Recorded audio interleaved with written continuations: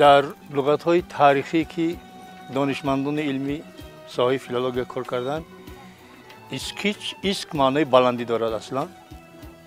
کیچ معنای زندگی کردن، جایی که در بلندی زندگی میکنن، مردم استقامت میکنن. لیکن آموزگاران گذشته آن را در شکل اسکنج تشریح دادند. شاید که مکانی گنج باشد، به خاطر آنکه در اینجا میوه‌های بسیار فراوان میشد تمام سال.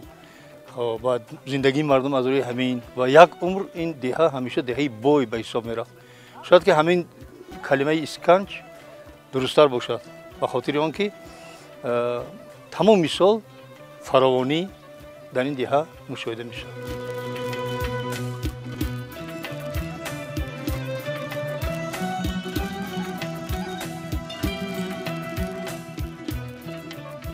همین قشلاق ما قدیمی قشلاق دار. قدیمی قشلاق اول همین 200 خواجگی باشه، 400 خواجگی.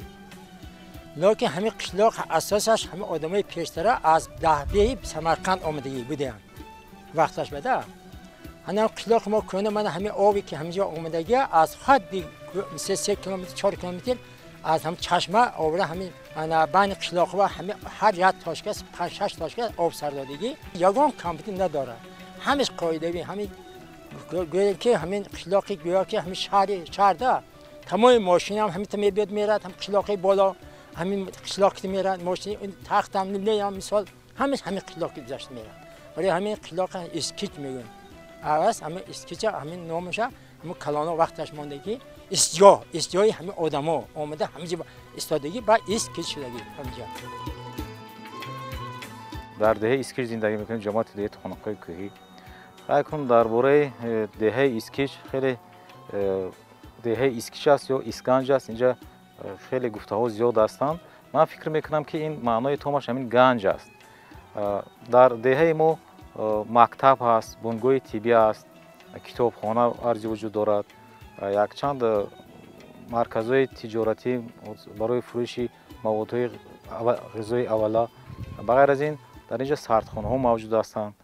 صبح ای صبح خنده نیلوفری تو مبارک. صبح آمد تو نیک باد، چشم دل به سوی تو باز است. سپیدی دامان تو، پاکی و نیلگونی سمای تو، تراوت و مشک بیزیت مژده از آغاز روزی پر آرزوست. رادیو و تلویزیون ترغیبگری تمامی ایدئولوژی جامعه به حساب میرند. برای همین رادیوی مخصوص شنونده شد، رادیوی بلندگویک شنونده شد و مردم را همیشه از تمام خبرها و از تمام حادثه‌هایی که در جامعه میشد با خبر میکنند. و غیر از این باز بعضی اعلان‌ها و بعضی چیزهایی که برای تربیت انسان، برای اخلاق و آداب جوانان ضرور است با واسطه رادیو شنونده میشه. مردم که همیشه از پای کار و زندگی هستند کوشش به خرج میدن که تا همیشه از همان حادثه‌هایی که در حیات ما میشد با خبر باشند. با ما لازم اومد که چون که اهالی دهه باید که از همان واقعه‌های سیاسی جهان و واقعی که در تاجیکستان امروز از خبرهای فرض کنیم که رادیو و باید برخوردار باشن، ما تشکیل کردیم با کمک دستگیری خود رئیس محله یک تو همون بلندگویک در خود مؤسسه میستاد. از اونجا یک مخصوصا برقچی داریم، همون نصب میکند و در خود همین مرکز دهه ما همین رادیو وصل کردیم که اگر یعنی تا بگو از ساعت 8 تا ساعت 5 این رادیو فعالیت میکند و کار میکند. در تمام نقطه دهه در کجا که نباشید این آواز رادیو گوشرس است. برنامه‌های خوبی کنسرتی هم می‌خوایم گوش کنیم همیشه. بسیار آرزو می‌کنیم که برنامه‌های بسیار رنگین و زیبا باشه در رادیو، تلویزیون تاجیکستان از جمله. و باز خواهان اون هستیم که همیشه مردم آرام و آسوده باشند. آسودگی آرامی که برای ما بخشیدند امروز برای حیات مردم ما تمام چیز می‌دهد. تمام چیز با آرامی و آسودگی جامعه وابسته است. البته کوشش‌های زیادی پیشوای ملت همون توانست که با همین تا همین زینه آورده رساند مردم بسیار خرسند و همیشه از پی کار زندگی هستند و همیشه کوشش میکنند که در حیات در جامعه یک سهم گذارند برای پیشروی کار حیات کار جامعه خدمت کنند.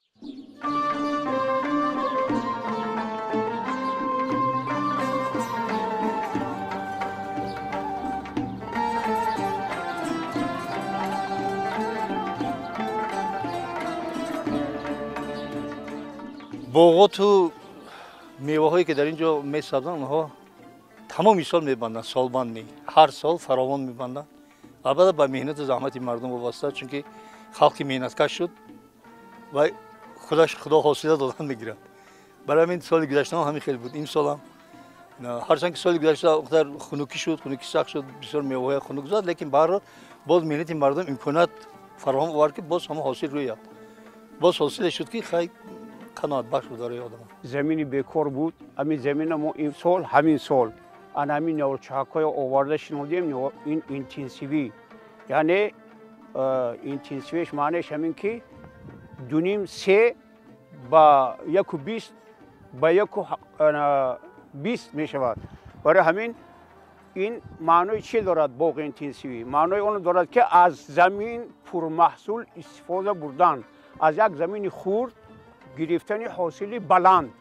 برای ما همینجا باغ اینتنسیوی کردیم، یک کمک این خب یک 150 دانه درخت شنودیم، به خاطر اونه که همون آدمایی که فرض کردیم به خاطر باغ اینتنسیوی ساختن میبیان، همین مسئله ما اونها به نشان دادن و همین باغ همین سال شنودیم. 28 فوریه بود، حالی 28 فوریه به اومدگی بعد این یک ساله سیب میشه. حاضر همین سیب در بدنش گل دارد، همین سال هر کدام این 2 دانه 4 دانه سیب بستنش ممکن. این مسئله اینتنسیوی بین زمین شدگار شدگی اینجا با قطار گیلاس شنودگی، قطار گیلاس به خاطر آن شنودگی که ما تجربه کنیم که کدامی از اینها بهتر میشد، اینتنسیوی خوب میشد یا گیلاس خوب میشد. اگر کدامش خوب شد ویش میموند و ناخوبش ما از بین میبرداریم. خب همین باغ اینتنسیوی ما سال 2013 در اونجا شنودیم 6 هکتار. خیلی بد نیست تو حاصلناکیش هم بد نیست. یک وای دارد که مردم اولی وقتی که ما یکم بار در رسپوبلیک شنودیم کدام طرزی اگرتکنیکی درخت چه خیلی استفاده بردن، چه خیلی بودیش دادن، چه خیلی آب دادن و کار نمیدونستن. حاضر اکنون همش یاد گرفته است، میتونه که در تمام نقطه‌های جمهوری از متخصصای ما استفاده برده باغ اینتنسیو تشکیل کردن و قدرت دارد. همین خواجگی نهال پروری اسکیش.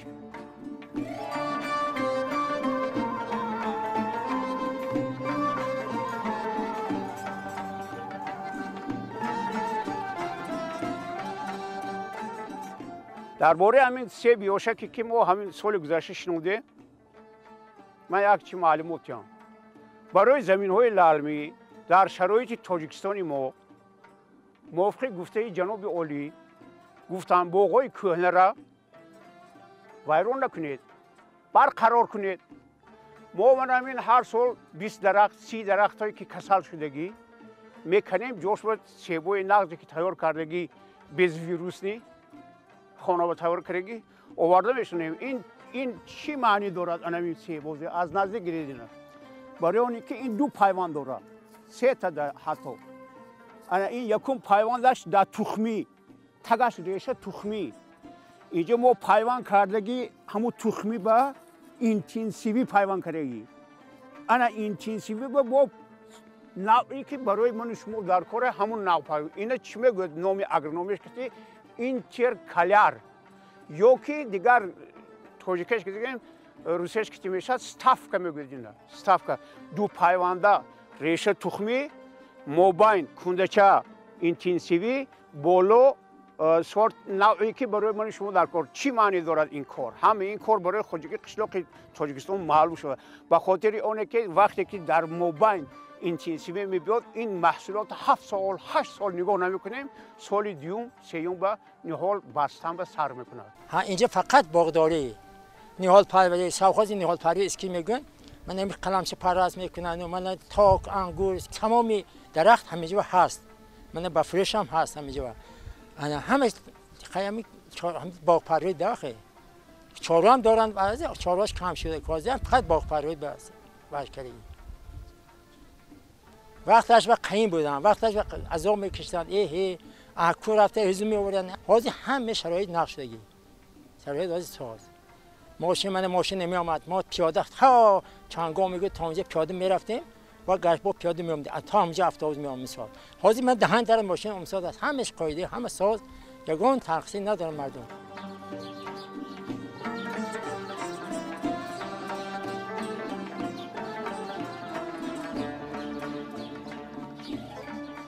موسمی از خوب خستن همین دهقان چرا که تغییرات اقلیم مجبور کرده است که ما با این تغییرات مطابقت شویم برای همین حاضر وقتی بوریشی درخت تمام کردنش شبانه روزی گرمی از 5 گرادوس پایان نمیشه بنابر همین سبب در همین گرمی 5 گرادوسا تمام آبریزکه بوریشه به اتمام رساندن در کار من شما خیلی که میبینید این جویه ها در چقوری 30 سانتی متر شودگار شدگی برای چی شودگار شده است شما خودتان خوب میدانید برای اینکه یکم که همون برف نیست کموتم اگر باران هم باشد همونجا ذخیره شود گفتم ما اینو شودگار کردیم خب دیگر گپ همین که خنک نکرد است که حشرات خارجی قشلاق که سال گذشته به ما بسیار آسیب های بسیار آورد همون حشرات در خنکی مرده نشر کرد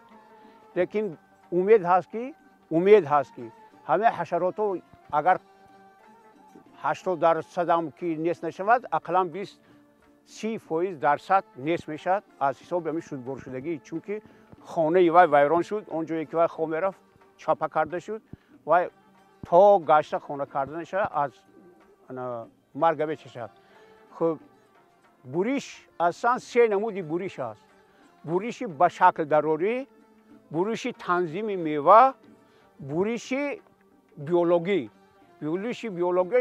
من خیلی درختایی که سیاه شده است اینا همون کنده های سیاه بریدن در کار اینا بوریش بیولوژی میگن یا که جوانکنی درخت میشه جوانکنی من این بوریش مینیمالی که هر سال ما میزنیم به خاطر اونه که خب یک دیگرش به ناوده بسیار شده سایگی نکند و بوریش سیوم انگی تنظیم به در آوردن کن وقتی که ناوده های زیچ بسیارن اگر کم نکنیم میوه استاندارد دولتی با جوابگو نمیشود دیگر همین گپ همین که همین اوزقه همینه حاضر وقتی دادنش به خاطر اونه که نم کم است حاضر خاطر اوزقه همینه حتما دادنش در کار لیکن دیقونا همین کار باید فهمن که اوزقه برای درخت از 10 ساله بالا نه کمتر 1 کیلو دوم همین که 1 کیلو ازوتی داروهای ازوتی دیگر همین که اول ما خریطه داشتنمون در کار باید هر از یکم خریطه داشته باشد حساب اگرونوم گرفتگی باشد خریطه که همین 1 هکتاری من به قسمی بالا به فرض کنیم ازوتش کم قسمی پایان به فسفرش کم باید ما همون قسمی ازوتی به ازوت تیم قسمی که فسفر ندارد فسفر تیم لیکن افسوس اینا کارتوگرام میگوید زبانی همون اگرونومش که همین کارتوگرام چندین سال شد نیست چرا که لابراتوری که باید خاک سنجد و خاک در چکوری 1 متر و 20 سانتی متر هر 10 سانتی متر به مخصوص خاک گرفته برده لابراتوری سنجش کردن نکر که بار نمیرسد زمین با یا که چینک نمیرسد روح نمیرسد یا که آهن نمیرسد همین چیزا بیچاره دهقان نمیداند اگه دهقان خود به خاطر اون که همین خواجگی مستحکم قپیده خواجگی برقرار کنیم که همین وای نشود دهقان تخمینی همین تا از نودش و برگشت میداند که همین درخت به ازوت در کار یا این درخت به فسفر در کار یا سیب میغلطد میگن دهقان میگن که سیب وقتی که نزدیک سرخ شده اومد میافتد وای زمین بار ندارد اگر ما یویم بار همون ماده‌هایی که در ترکیبش بار داشتگی یویم خب همون اگر ما همون 1 هکتار به 70 کیلو چیم اگر همون سیب تا همون در جاش پوشیده رفتنش نمیافتد به خاطری که بار ندارد وای میافتد برای همین این چیز دهقان دانستنش در کار درباره خواجگی دهقانی گفتید چی قشلاق ده گفتید قریب که 90% قشلاق ما از حساب باغ از حساب سیبش از حساب انگورش از حساب همین زندگیش میبرد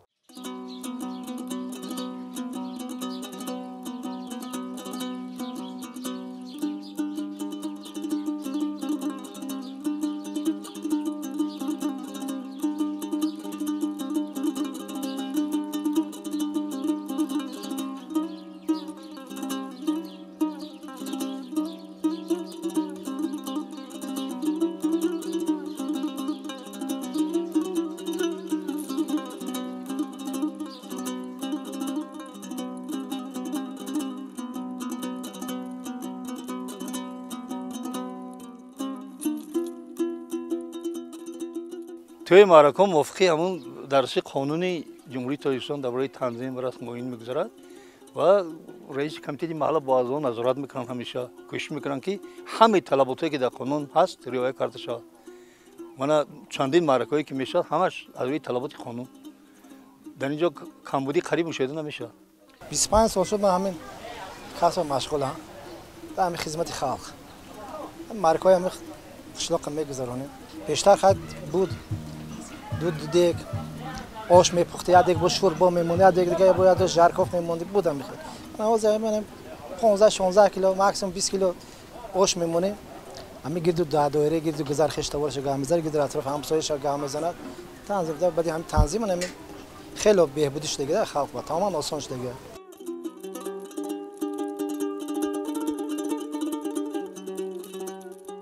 آنجا با اشتها میخورم به خاطر آنکه با آش توی است. و در گذشته میگفتن که مردم من آش توی بمراد میخورن که به همین توی ها برسن گفتن. شاید که همین یک سبب شاید باشد که مردم همه حواس میکنن که یک بار می آش توی خورن. این اکر رسمی که از قدیم مونده است. نباشد همون خیلی آش در خانه باشد مردم با اون ذوق که در توی میخورن این خیلی آن رو استعمال نمیکنن. آش معرکه نسبت به آشی که در خانه ها میپزن لذتش دیگره.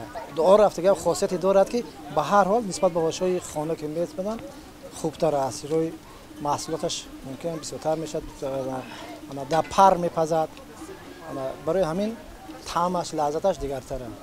در دهه ما قانون جمهوری تاجیکستان درباره تنظیم آنان و جشن مراسم‌ها یک کمیسیون جمعیتی تشکیل کرده شده است با تشبث رئیس محله، راهبر مؤسسه، راهبر بنگاه تیبی، مولای دهه. کمیسیون فعالیت دارد.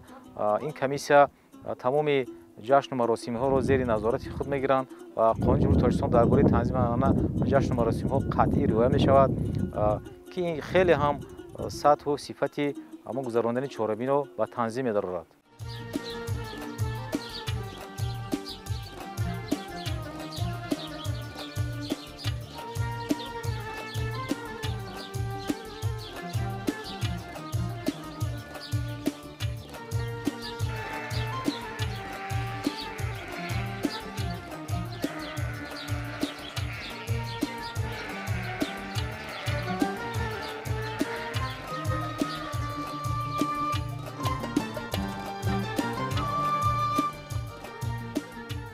طعام ملی که تاجیکان همه وقت میتوانند استفاده برند. در تمام سالها با طعام‌های ملی هم داخل شده میتواند.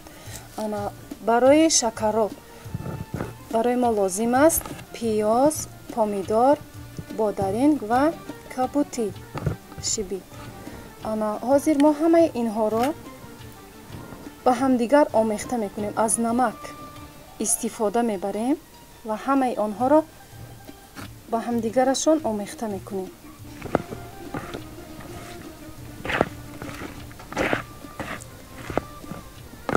آمیخته کردگیمان را کمیش را برای رویش کمی را گرفته میمونیم. بعد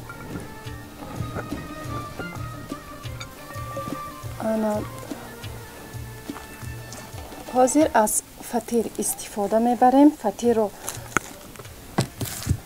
مایده میکنیم. این طور مایده کرده با همراهی پامیدار، بادرنگ، پیاز و شیبی آمیخته میکنیم.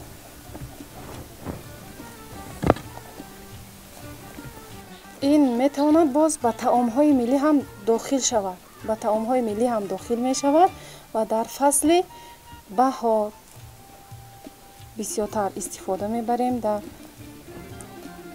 تابستان، زمستان همه فصل می توانیم که ما این را استفاده بریم. از این برای آمیخته کردن کمی هم آب علاوه میکنیم.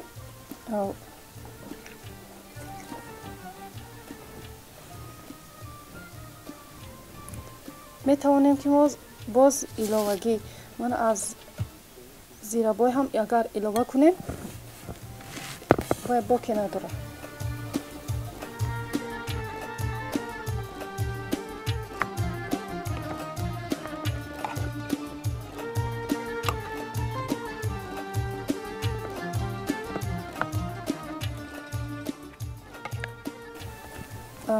mana shakaroyi mo qarib ki omada shud. Qarib ki omada shud. Mo میتوانیم از روغن هم استفاده بریم. من اینجا روغن جوش از بس که حاضر فصل زمستان است، انا به همین خاطر ما انا روغن زغیر رو استفاده میبریم بیشتر در همین طعام امروزی تیار کرده ما.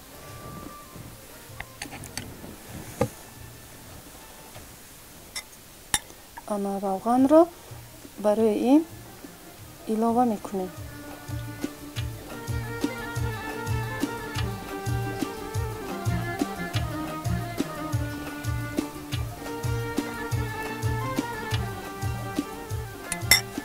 ilova میکنیم و سالتی که ما کمی هم گرفته مانده بودیم حاضر برای شکر رو ilova میکنیم.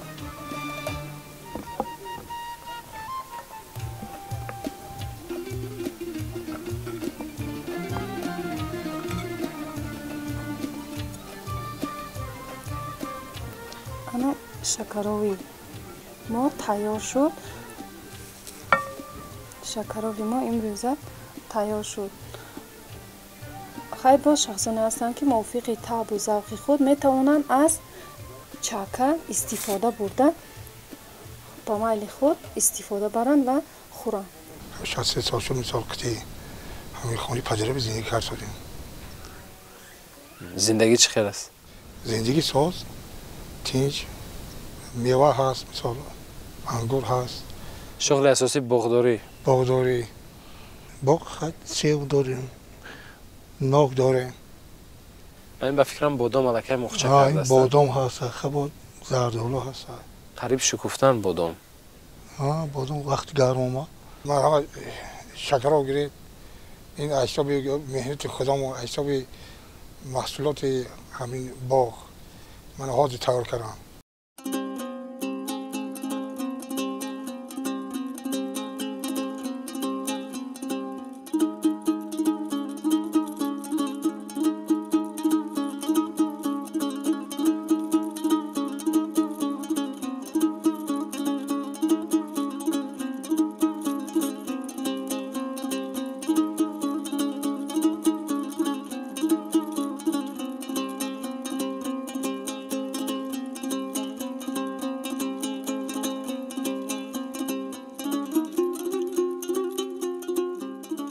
کارو در محل ما مسئله آبادانی با خیلی پیشرو رفته ایستاده است.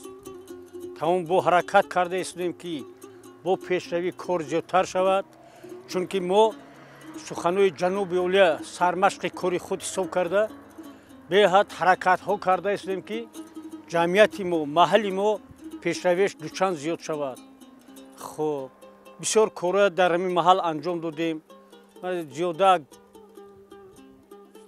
ستون پایه های من است بیتونی که برای سویت زیاده از 40-45 دانه در همین سال و پیشترش سالی گذشتهش حساب نکنیم. من همین سالی 2023 زیاده از 45 دانه سالبه ها علی شد.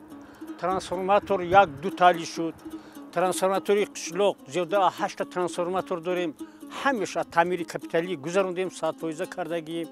خب پیشروی من ساختمان ها محل به حد نقض رفته ایستاده است. شکری استقلالیت این قطر زمینایی که برای محل، برای دهقان، برای خلقش بخشیدگیان دادگیان این همش سرمشق کار یعنی دهقان شده ایستاده است. پیشروی خیلی زیاده. مرکز سلامتی دهاتی اسکیچ با 10,000 اهالی که در جماعت دهاتی خانه‌های کوهی جایگیر است خدمت رسانی طبی پروفیلاکتیکی می‌رسانند. امروز در این مرکز سلامتی در طبیعت این 5 تا بنگاه طبی جایگیر شده است که خب با 8 دهه همین جماعت دهاتی خانه‌های کوهی خدمت پروفیلاکتیکی طباتی می‌رسانند. در ما 8 تا همشیره طبی هست منطقه‌وار تقسیم شدگی هر روز خب فعالیت آنها در خانه‌ها خانه‌گردی میکنند و کودکان را دریافت کرده به طبابت фаро мегиранд.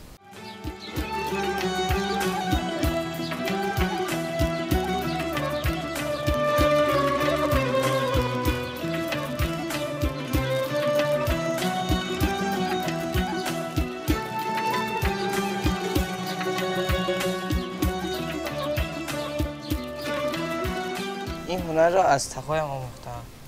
چه آموختی؟ من در تعطیل تابستان‌ها به خانه آن کس رفته در نزد آنها شاگردی شده این کسب را از آنها آموختم. خودش چی می‌سازی؟ مثلا من در خانه‌مون این کارها رو مثلا بچکه آردگیری می‌سازم که در اینجا در اسکیش خیلی هم زیاد استفاده می‌برند و از من آنها رو خریداری می‌کنند. این باشد مثلا زاند میباشد برای بالای تنور برای رفتن دود استفاده می‌برند. اینها شلپه ها برای بالای اسبست استفاده برای بالای توربه پیچکه استفاده می‌برند و آدمان این دهه از من اینها را خریداری کرده در خانه‌های خود استفاده می‌برند. سر اول ما تنوکه رو خط می‌کشیم می‌بریم از روی همش قالب دارد از روی قالبش بریده آن رو می‌سازیم و بعداً با یاری من اسباب که تخماق نام دارد آن رو لبایشون رو خط کرده بعداً به یکدیگر پیوست میکنیم و وقتی که ما این رو پیوست کردیم آن رو در آهنی مخصوص کلوله کرده این طرفش رو نیز با مانند این طرف محکم میکنیم و بعداً که این کلوله شد تگش رو علاویده وقتی که نیم سانتیمتر آن رو به بالا گردانده تگش رو نیم سانتیمتر زیاد بریده بعداً به آن میچسبونیم. محصول دستار رو در دهه میخرن یا که بازار هم میبرن؟ در دهه میخرن. بازار نمیرسن؟ بعد از درس میکنید این کار رو؟ بعد از درس. بعد در چه آموخته است؟ او شوق رغبت به این کسب داره. در چه؟ این رو نیز از روی قالب ما خط کشته بریده به مانند ستیل اون رو اول سر این طرفش رو قطع کرده میسازیم و بعدا وقتی کلوله کردیم اون رو در آهن این طرفش رو نیز با یاری همین اسباب اون رو قطع کرده به دیگر میچسبونیم و بعدا تگش رو نیز خط کشته به اون میچسبونیم و از درون ما اون رو کلی میکنیم تا که آب از اون نرود. چقدر مبلغ میسته تقریبا؟ 60 تومان. 60 تومان میخرن؟ مبلغی که به دست میاری برای چی استفاده کنی؟ برای باز تنوکه میخرم باز و دیگر چیزهاش میسازم.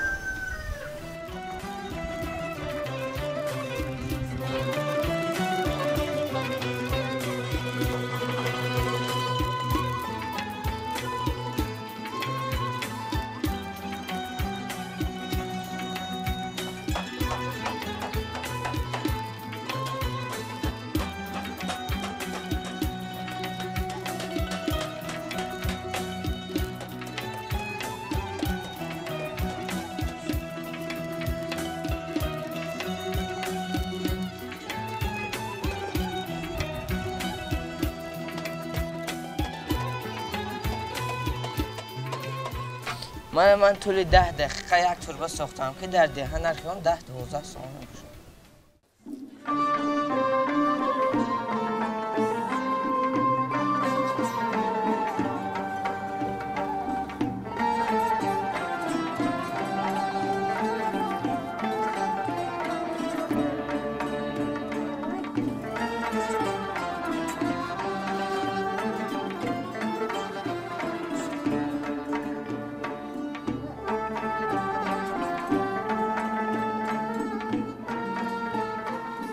занону бонувони хонанишини деҳот имрӯзҳо аз пайи эҳёи ҳунарҳои мардумӣ ҳастанд ва маҳз ана ҳамин имконияти барояшон хуб ва шароити хубу созгоре ки махсусан ҷаноби олӣ бисёр хуб дастгирӣ мекунанд истифода бурда маҳсулидастони худашонро метавонанд ба бозор бароварда дар радифи мардум як сатҳи зиндагиашонро беҳтар кунанд ва шароити зиндагиашонро хубтар кунанд.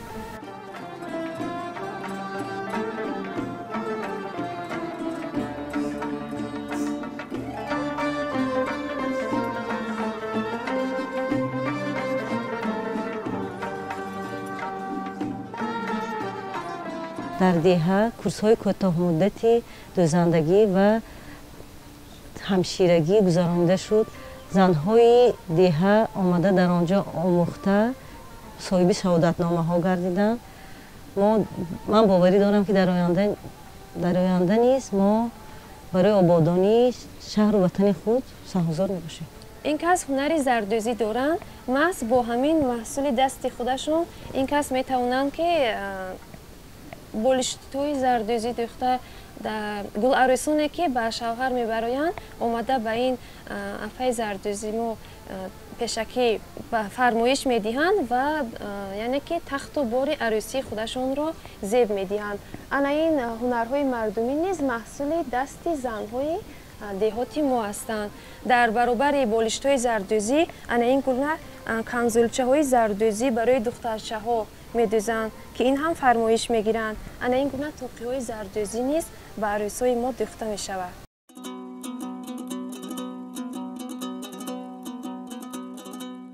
من اوماج تیار کرده موندیم که برای که وقتی شما بسیار نگیریم. من با طرزی تیار کردنش من اینجا نشون میدیم. من این آرد گرفته من این نمک در آب میندازیم محلول که شد آب که شد کمتر این به میندازیم انا همینه بعد وای میکنیم فتیر باریم کمتر الدرش کرده میشوریم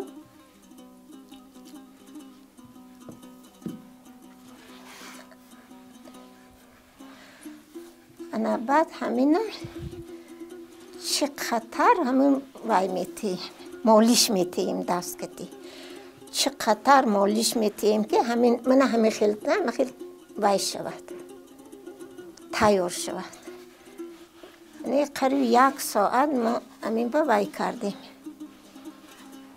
که همین اوماش تیار شود وقتی که با اوماش تیار کردیم بعد دیگه یه جایی که میمونیم بعد نخود لوبیا ترک میمونیم بعد نخود لوبیا با پیاز گشنیج میکنیم غوری گشنیج میکوبیم بعد پیاز در همون پیاز ریخته پیاز ریزه کرده بعد در همون چیز الدرش میکنیم نخود لوبیا با برای که مزه پیاز گشنیج در لوبیا میشینه با در دیگ می اندازیم آب می اندازیم دیگ با انداختیم نخود لوبیای و که جوشید با کدوی ریزه میکنیم می اندازیم کدوی ریزه که انداختیم و جوشیده میستد بعد اینجا میبیم با اوماچ تیار میکنیم من همین خیلی این اوماچ مالیدنش خیلی وقت میگیرد قریب 1 ساعت تیار میشد که چقدر همون کف دست کردی همین قوی دست کردی چقدر مایده شود اوماچ همین کمتر گرد میزنیم اونم تا آب زده چقدر مایده میکنیم همین خیلی کرده همین فتیره مایده میکنیم که همین بارش شود انا بعد خیلی میگیریم تیار که شد اوماچ بعد میبریم بعد خیلی سری دیگ رفتیم بعد در دیگ میندازیم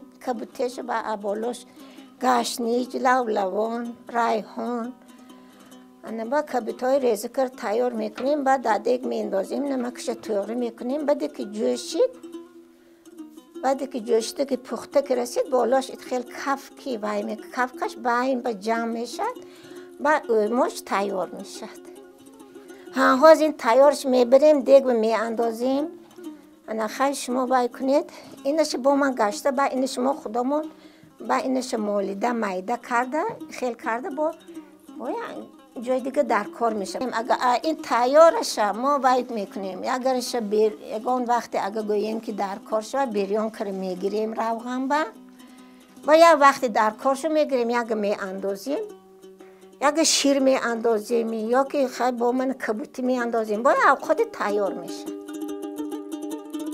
خیلی اوقات دیدگی هستیم چند نمود یوموج در دیگر ناحیه‌ها هم در دیگر ناحیه‌ها بله یکی فرق دارد و دیگر ناحیه‌ها با دیگر خدمات هم در همون تلویزیون میبینیم که همون برنامه‌های نشون میدن من با اوماچ بوکادو باری اول در خود همین دهه شما دیدم با شیر دیدیم لوبیا دانگی داشتو لیکن کدو نداشت بعد بسیار استفاده برده از این کبوتی چون فصل زمستان از این از ویتامین باید ما همین کبوتی های تابستان با خشک کرده میگیریم گشنیچ بولک، ریحان بولک، من لبلبان و همین چیزای اوکروب بولک همیشه خوش کرده میگیریم. حاضی تر تازهش هم مشکل نداره هست؟ نخک حاضی تر تازهش هم مگزنا میبیارم پور همه جا به.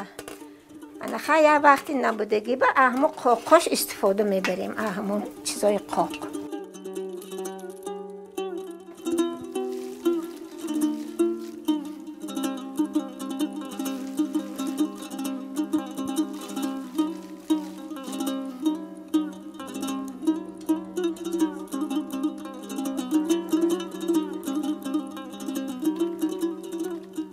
نه میتونیم که طباق با کشیم، طبق میگیم، طباق میگیم. طبق.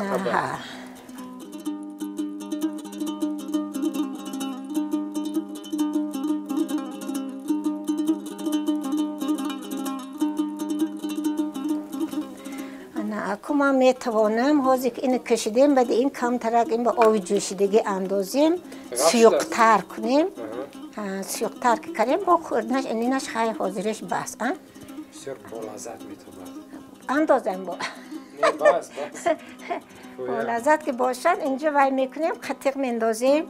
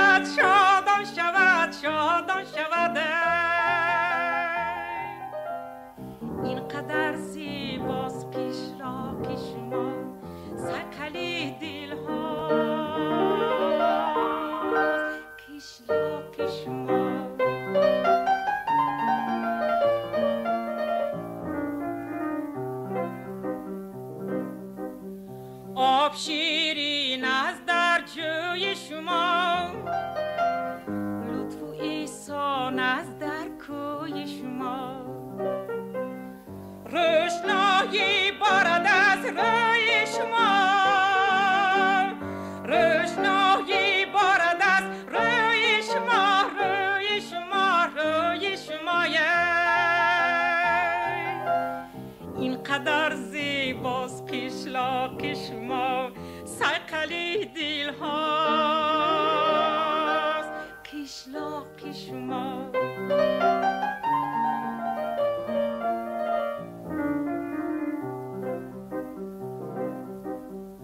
فارم آواز رسد از کوچه باغ، دل کند رخسار زیبا را سراغ.